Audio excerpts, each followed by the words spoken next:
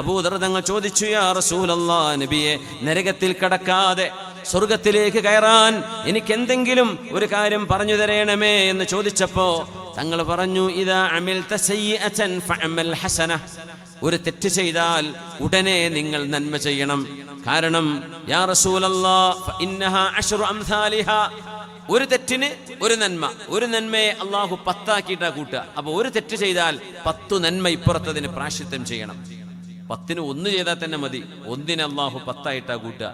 ഒരു തിന്മ ചെയ്താൽ ഒരു നന്മ ഉടനെ ചെയ്യണം. If you make something wrong, do something good, because every good deed is multiplied by 10. ഓരോ നന്മക്കും 10 കൂലിയാണ്. അതുകൊണ്ട് ഒരു തെറ്റ് ചെയ്താൽ ഉടനെ നന്മ ചെയ്യണം.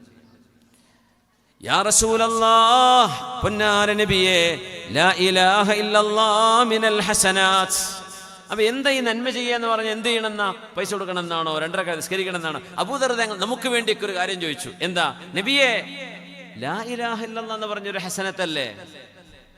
ഹിയ അഹ്സനുൽ ഹസനാത്ത്, നന്മകളിലെ ഏറ്റവും വലിയ നന്മയാണത്.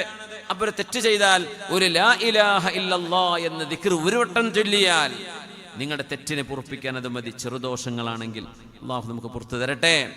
ആമീൻ യാ റബ്ബൽ ആലമീൻ.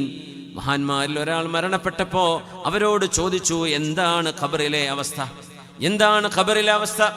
ആ മഹാൻ കൊടുത്ത മറുപടി, മാ അബ്ഖത് ലാ ഇലാഹ ഇല്ലല്ലാഹു ശൈആ.